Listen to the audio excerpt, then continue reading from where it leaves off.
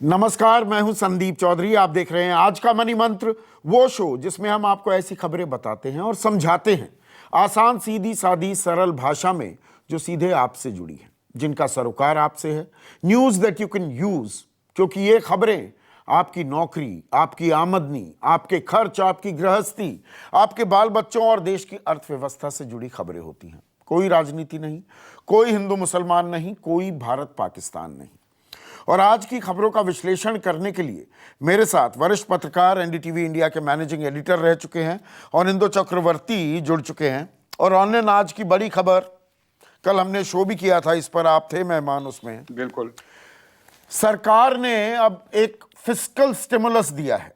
मैं quote unquote fiscal stimulus की बात कर रहा हूं। इंडियन एक्सप्रेस क्या कहता है? Government targets 1 lakh crore spend by March end, announces new LTC voucher festival advance. इसी को इकोनॉमिक टाइम्स कैसे कह रहा है? Government unveils plan to boost demand. अब जो एलटीसी आप अवेल कर सकते थे, उसमें जो भी आप किराया देते थे, उसकी जगह आपको कैश मिल जाएगा। 10,000 रुपये आपको इंटरेस्ट फ्री लोन मिल जाएगा, 10 किश्तों में वो पैसा दे सकते हैं। कुल मिलाकर ये 73,000 करोड़ बनता है। बहुत से अखबार अब इसमें एक और मत जोड़कर 1 लाख करोड़ भी कह रहे हैं। मायने क्या हैं? आम आदमी को कुछ फायदा होगा? अर्थव्यवस्था का पहिया घूमेगा क्या? ऑन। देखिए, कल जब हमने बात किया था तो थोड़ा बहुत इस पे कंफ्यूजन जरूर था कि खर्चा कितना आप कर सकते हैं। जो अनाउंसमेंट हुआ था उसको अगर आप देखें तो कहा गया था कि आपका जितना एलटीसी आप खर्चा करते हैं, जिसका अपना अलाउंस है, उसका आप और अगर आप 15 दिन की छुट्टी आपको मिलती है तो ये छुट्टी को आप इनकैश कर सकते हैं। पब्लिक सेक्टर या गवर्नमेंट में ऐसा होता है कि आपने छुट्टी नहीं लिया तो उसको आप इनकैश कर सकते हैं। बहुत सारे प्राइवेट सेक्टर कंपनियों में भी होता है, लेकिन बहुत सारे प्राइवेट सेक्टर कंपनी कहते हैं नहीं, आपको लीव लेना पड़ेगा। खैर, आप देखिए कि उनको कहा गया है कि आप जितना एलटीसी लेते थे और आपका जो छुट्टी का है आपने इनकैश कर दिया, ये आपके हाथ में शायद प्रीपेड रुपए कार्ड या ऐसा किसी तौर पे दे दिया जाएगा और आपको ये खर्च करना पड़ेगा उन्हीं चीजों पे जिस पर 12% जीएसटी दिया जाता है। ऐसे चीजों पे आप खर्च करेंगे तो वो पैसा आपके हाथ आ जाएगा और वो अमाउंट टैक्स फ्री होगा। एलटीसी वाला अमाउंट, जैसे एलटीसी टैक्स फ्री होता है, जैसे 2018 से 2021 का जो साइकिल है एलटीसी का, ये 3 साल का, इसमें जो आप खर्चा करने वाले थे, मुझे लगता है 3 साल में एक बार आप ले सकते हैं। एक एलटीसी होता है और एक होम ट्रैवल भी शायद होता है सरकारी कर्मचारियों के लिए। तो आप देखिए 4 साल में एक बार आप घूमने जा सकते हैं और एक बार अपने घर जा सकते हैं, वो ले सकते हैं आप पैसा। बिल्कुल। तो आप देखिए 2018 टू 2021 ये जो साइकिल है, इसमें अगर आप अभी तक नहीं लिया था आपने एलटीसी, तब आप ले सकते हैं। अगले साल तक का जो साइकिल है वहां तक आप ले सकते हैं और 31 मार्च तक आपको खर्च करना है। पहली बात, ये फिस्कल स्टिमुलस तभी मायने रखता है अगर आप मानते हैं कि ज्यादातर जो एम्प्लॉय हैं वो खर्चा नहीं करते।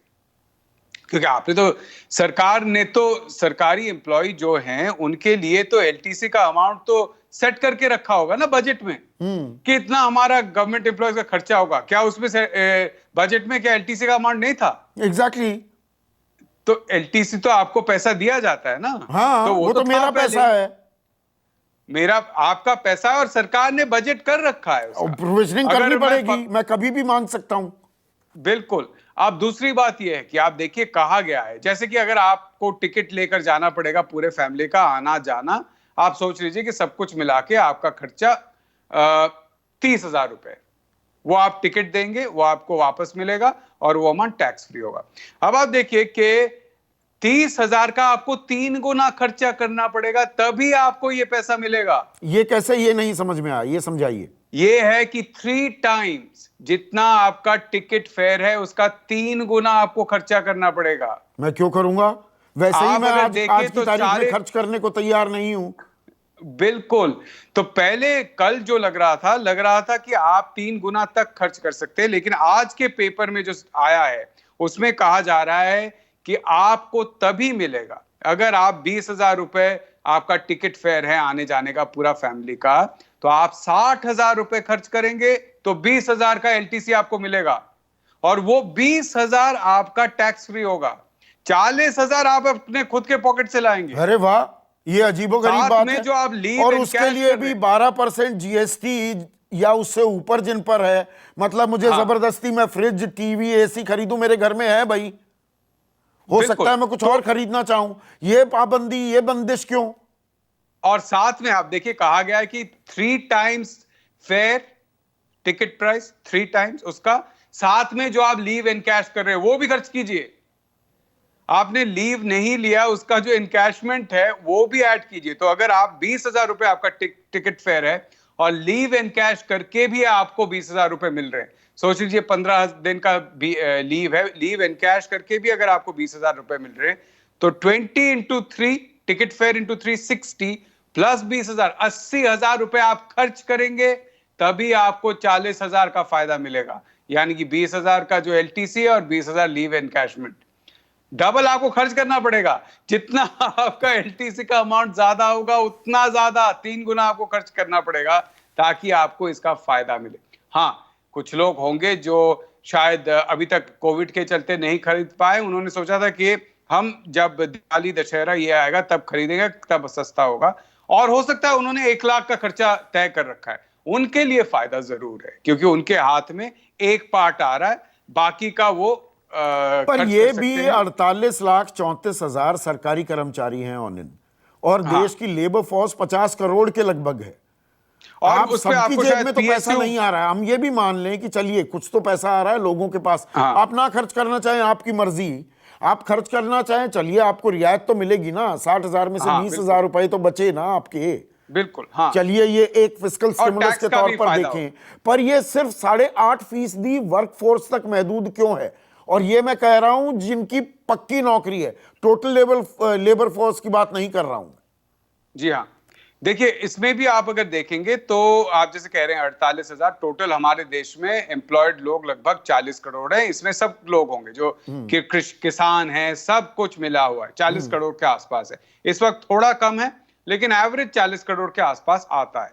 ठीक है, तो उसमें अगर आप देखें, आपने कहा 48, मतलब जैसे हम देखा है वो 12% के आसपास हमारा बनता है। लेकिन उसी में अगर 12%, मैं क्या कह रहा नहीं, हूं, टोटल लेबर फोर्स का तो ये 1% बनेगा, और ये एक्चुअल जो 1.2%, जो रिटर्न भरते हैं उन सबको मिलाएंगे तो उसका 8.5% है। 1.2% ऐसा बनता है। साथ में आप पब्लिक सेक्टर एम्प्लॉय ले लीजिए, बाकी जो हम जानते हैं कि ऑर्गेनाइज सेक्टर में सरकार के खुद आंकड़े हैं कि शायद 22% लोग ऐसे हैं जिनको लीव वगैरह मिलता है ना, पूरे देश में। इसमें प्राइवेट सेक्टर भी है, पब्लिक सेक्टर भी है। तो मैं पब्लिक सेक्टर वालों को भी ले लेता हूं, तो उसमें भी ज्यादा से ज्यादा कितने होंगे, सब आप मिला लेंगे तो 2 करोड़ से ज्यादा लोगों को फायदा इसमें नहीं होगा। 40 करोड़, मैं बहुत एक्सपैंड करके कह रहा हूं। नहीं, आपने ज्यादा एक्सपैंड कर दिया, आपने राज्य कर्मचारियों को भी लिया है यहां पर। दूसरी खबर क्या है, after stalemate centre to help 21 states borrow, यहां पर no consensus on GST, 21 states can start borrowing. 10 states के पास तो पैसा ही नहीं होगा, वो सुप्रीम कोर्ट जा रहे हैं, तो वो राज्य सरकारें कहां से अपने एम्प्लॉइज को एलटीसी या लीव एनकैशमेंट की फैसिलिटी दे पाएंगे? नहीं दे पाएंगे, नहीं दे पाएंगे, बिल्कुल सही बात है। सारा जो इकोनॉमिक स्टिमुलस कहा जा रहा है, एक तो सेंटर के तरफ से दिया जा रहा है, नंबर 2 दूसरी बात यह है कि सारा पहले बजटेड है। लोगों को कहा जा रहा है 10%, 10,000 रुपए आप एडवांस ले सकते हैं, वो भी तो उनका ही पैसा है। हाँ, वो भी तो उनका ही पैसा है, पर आप 10 किस्तों कर्ज में भी वापस देना होगा कीजिए। ना। चलिए 10 किस्तों में दे दूंगा, मेरे लिए मुफ्त का पैसा लगेगा मुझे कि 10,000 मिल गए, एक बार में खर्च कर दूं, 1,000 करके देता रहूंगा। फिर भी वो तो आप ही का पैसा है ना, आप एडवांस ले रहे हैं। हाँ, आपको लग रहा है ये आपका पैसा, और वैसे भी ये 31 मार्च तक है, 31 मार्च तक ही तो आपको ये पैसा मिलना था। आप एडवांस तो इसी साल के सैलरी से मिलेगा ना आपको, तो 31 मार्च तक ही तो आपका सैलरी का अकाउंटिंग होता है बजट में। तो ये सारा जो फिस्कल स्टिमुलस है, इसका मैं कहूंगा 60-70% से ज्यादा बजटेड है, बजट में ही है ये, और इसमें नया इसीलिए कुछ शायद नहीं है। बिजनेस स्टैंडर्ड ने जो हेडलाइन रखी है, निर्मला नॉमिक्स, ये मोदी नॉमिक्स की भी हमने बात की बहुत दफा, demand gain without fiscal pain, यानी कि थोड़ी सी मांग बढ़ जाएगी और सरकार के ऊपर कोई असर नहीं पड़ेगा। मैं इसमें एक और चीज कहूंगा संदीप, देखिए आपकी मिडिल क्लास लोग जो हैं, आप देखेंगे कि एक टाइम में 80s में इंटरेस्ट रेट बहुत हाई होता था और इस पे लोग सवाल भी उठाते थे कि इतना इंटरेस्ट रेट हाई है तो जो बिजनेस के लोग हैं वो कैसे काम करें। लेकिन जो रिटायर्ड लोग हैं, जो पूरे जीवन की पूंजी बचा के रखते थे और उसी पे इनकम उनका वही होता था, आज जो रिटायर्ड है वो क्या इनकम कर रहे होंगे अपनी सेविंग से, आप सोच लीजिए।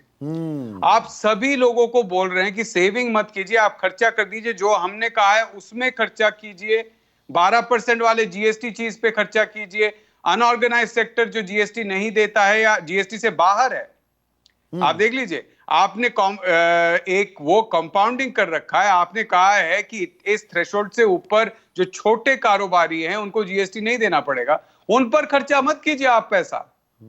आपको करना है तो सिर्फ ऑर्गेनाइज जो 12% जीएसटी देते उन्हीं पर कीजिए। हाँ, ये आप सेव मत एफएमसीजी कीजिए। सेक्टर आज शेयर बाजार, मैंने अभी देखा नहीं शेयर बाजार का क्या हाल है। एफएमसीजी सेक्टर वो बल्ले बल्ले हो जाएगा, वो भागने लगेगा कि लोगों को सामान खरीदेंगे अब हमारा।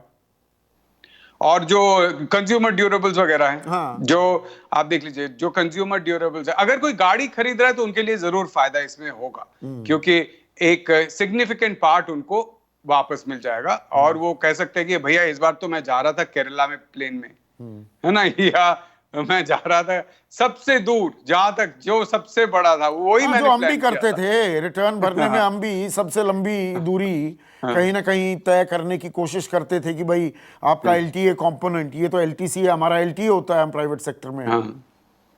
तो इसमें जो मैं कहूंगा कि एक तरीके से ये जो बैंडेड लगाने की कोशिश है, ये बैंडेड को कहीं ना कहीं सरकार को तय करना पड़ेगा कि ये हमने इतने बैंडेड लगा दिए, घाव ये इनका ठीक नहीं हो रहा है, हील नहीं हो रहा है, कुछ तो आपको अब दवा भी लगाना पड़ेगा ना।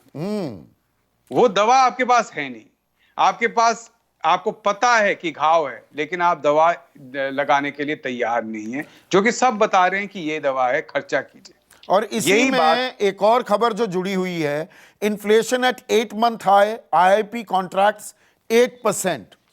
Inflation rises to 7.34 over surge in food prices, industrial output minus 8%. तो मतलब मोटी मोटी बात यह है, अभी तक सरकार इस बात की बड़ी ताल ठोकती थी और मेरे कार्यक्रम में आकर उनके राष्ट्रीय प्रवक्ता कहते थे देखिए महंगाई हमने काबू कर रखी है। अरे मैंने कहा भाई कौन सा एहसान किया है, 8 महीने से हम घर के अंदर भरे पड़े हैं। महंगाई किस लिए होती है? डिमांड अगर ज्यादा होगी और सप्लाई कम होगी तब महंगाई बढ़ेगी। यहाँ ना तो सप्लाई है ना डिमांड है, ठप बैठा है सब कुछ। आप कह रहे हैं देखिए जी हमने महंगाई काबू में कर ली, लेकिन अब ऑनियन जो आ रहा है 7.5% के लगभग 7.34% महंगाई हो गई, 6 से बहुत ऊपर आ गई है। और सब्जियों की तो लगभग 21% और सीरियल्स पल्सेस ये भी 14-15% पर आ गए हैं। तो डिमांड अभी पिक नहीं हो रही है पर महंगाई पिक हो रही है। ये अपने आप में समस्या का सबब है क्या? देखिए आपकी जो फूड प्राइस इंडेक्स है, मतलब खाद्य जो हम खाने की चीजें लेते हैं, उसका दर 11% बढ़ा हुआ है। अगर मैं अर्बन एरियाज का देखूं, हमारे यहाँ पे जो अर्बन एरियाज की बात कर रहा हूँ, 11% बढ़ा हुआ है। यानी कि आप 100 रुपए की अगर सब्जी पिछले साल खरीदते थे, मैं सिर्फ सब्जी नहीं, अगर खाने की चीजें आप पिछले साल खरीदते थे 100 रुपए की, तो आज आप 110 रुपए आपका बजट उसका हो गया है। और अगर मैं सिर्फ सब्जियों की देखूं तो सब्जियों की 20% कंबाइंड इन्फ्लेशन रेट 20% बढ़ा है सितंबर में। और वो सबसे ज्यादा आप देखेंगे रूरल एरिया में बढ़ा है, 23% रूरल एरिया में सब्जी की दाम बढ़ी है। बीजेपी के प्रवक्ता कहते हैं तो मौसम बदलता है, इस मौसम में थोड़ी महंगी हो जाती हैं सब्जियां। देखिए जो इसका कोई मतलब नहीं होता है। इसका मैं एक कारण बता रहा हूं कि इन्फ्लेशन एक पॉइंट टू पॉइंट असेसमेंट, ये नहीं है कि पिछले साल भी तो यही मौसम था ना।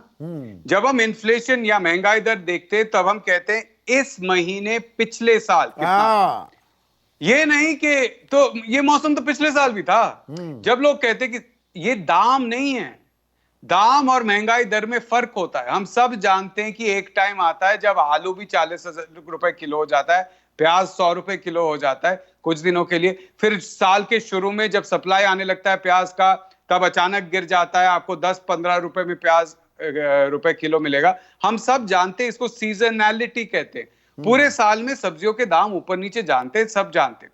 हम कंपेयर कर रहे हैं कि पिछले साल सितंबर में कितने था, पिछले साल अगस्त में कितना था, वो तो सीजनली हुआ। हाँ, इस टाइम पे महंगाई बढ़ती है वो ठीक है, लेकिन ये 100 जो था वो आज 120 हुआ है।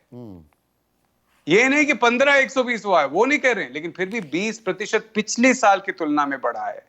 ये मतलब इसका कोई आर्ग्यूमेंट नहीं होता, क्योंकि हमारे देश में सीजनली एडजस्टेड डेटा नहीं होता है। पॉइंट टू पॉइंट कहते हैं, लास्ट ईयर सितंबर वर्सेस इस साल का सितंबर। हाँ, और पिछले साल महंगाई दर सितंबर में तो 20% वही सब्जियों की कंडीशन बढ़ था। गई है। अब इसमें देखिए कि ये नंबर थियरी, ये रोशन किशोर ने बड़े अच्छे आंकड़े निकाले हैं।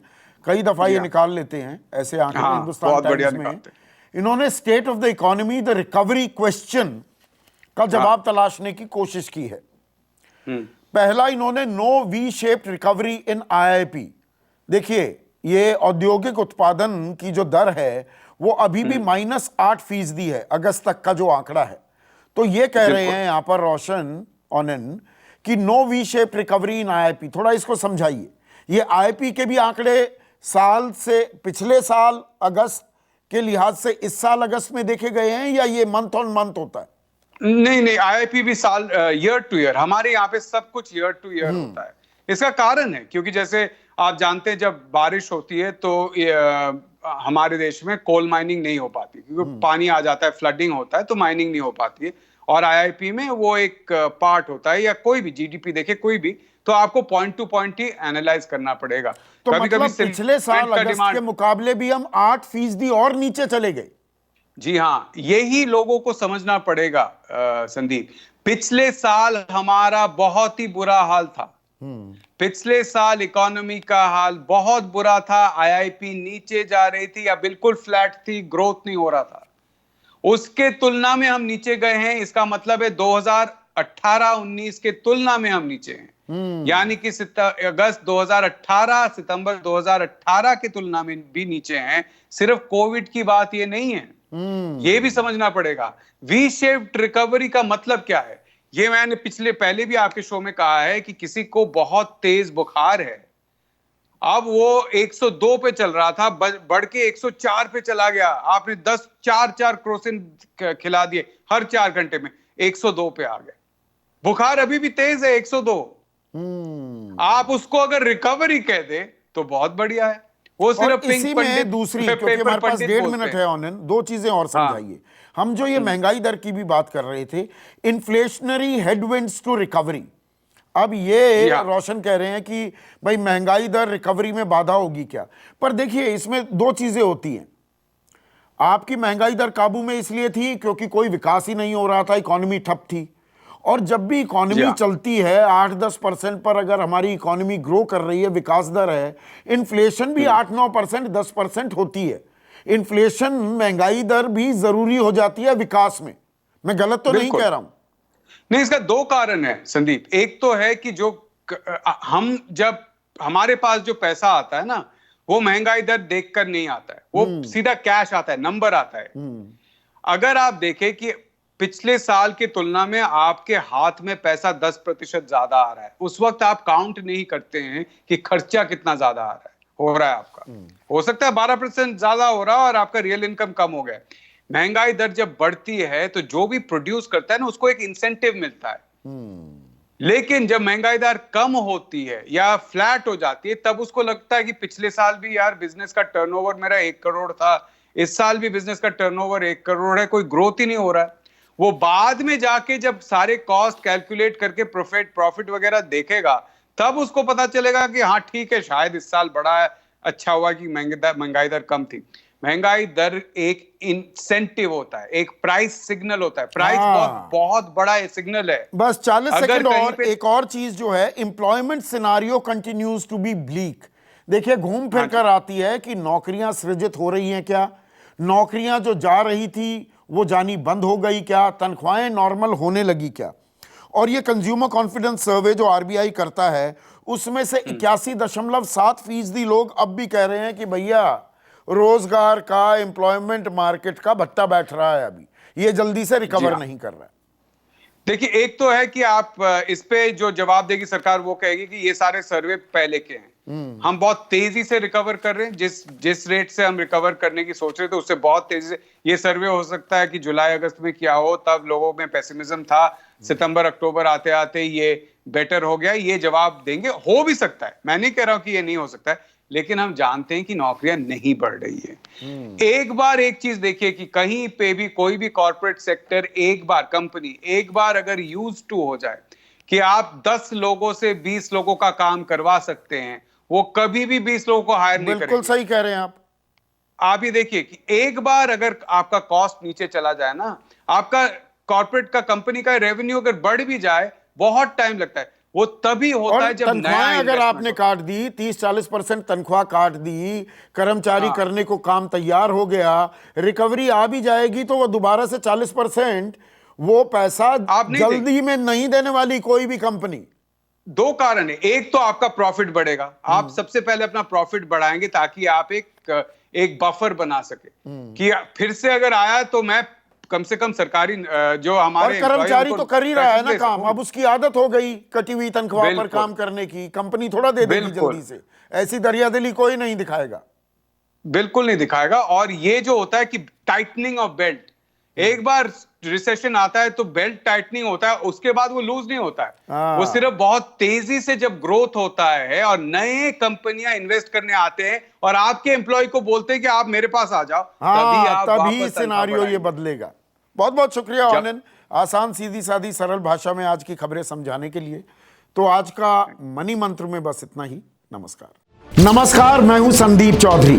अगर आपको ये वीडियो पसंद आया हो तो इसे लाइक और शेयर जरूर करें, और हां, हमें सब्सक्राइब और फॉलो करना ना भूलें ताकि आप देश और दुनिया की कोई खबर मिस ना करें। तो जुड़िए हमारे साथ और देखते रहिए न्यूज़ 24। नमस्कार, मैं हूं मानक गुप्ता। अगर आपको हमारा ये वीडियो पसंद आया हो तो इसे लाइक और शेयर जरूर करें, और हां, हमें सब्सक्राइब और फॉलो करना ना भूलें ताकि आप देश और दुनिया की कोई खबर मिस ना करें। तो जुड़े रहिए हमारे साथ और देखते रहिए न्यूज़ 24।